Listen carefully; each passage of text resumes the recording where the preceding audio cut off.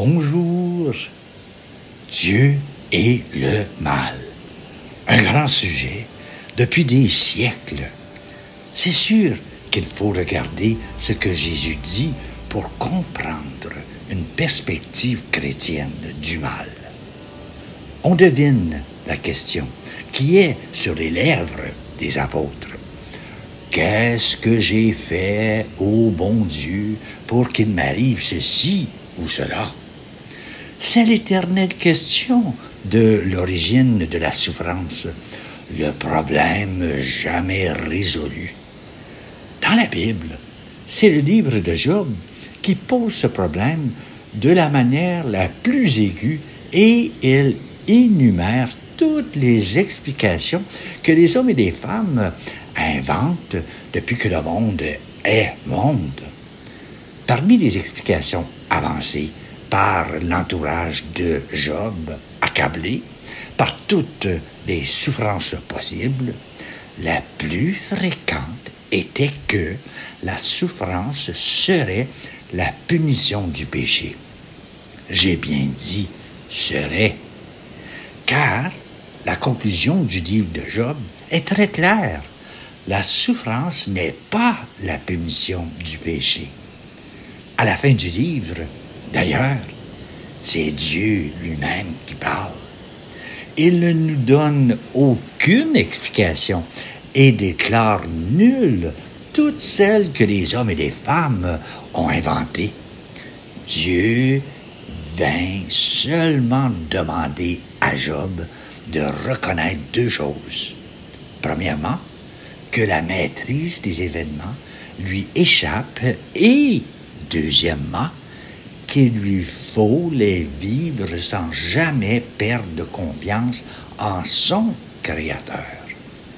Dans le Nouveau Testament, la parabole du figuier qui vient tempérer la rudesse apparente, elle nous dit combien les mœurs divines sont différentes des mœurs humaines, car elle nous révèle un Dieu plein de patience et d'indulgence.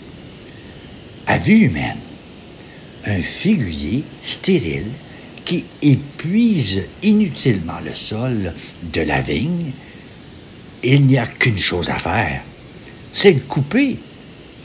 Traduisez, si on était Dieu, les pécheurs, on les éliminerait. Mais les pensées de Dieu ne sont pas celles des hommes et des femmes.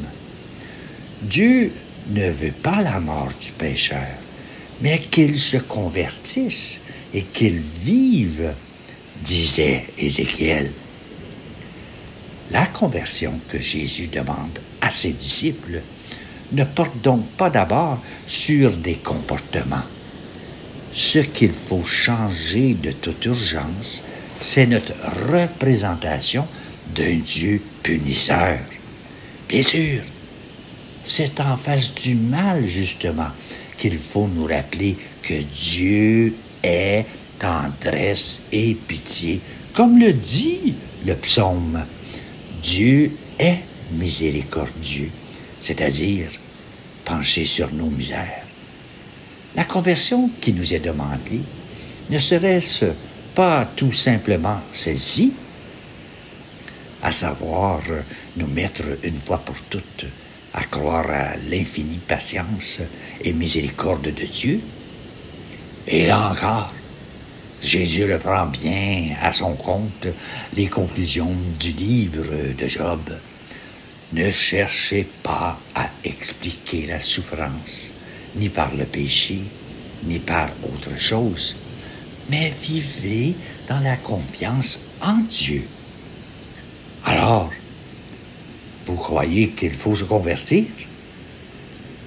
On lit dans les textes de la Bible, « Si vous ne vous convertissez pas, vous périrez de la même manière. » Voudrait dire quelque chose comme « L'humanité court à sa perte parce qu'elle ne fait pas confiance à Dieu. » Notre liberté doit choisir entre la confiance en Dieu et le soupçon.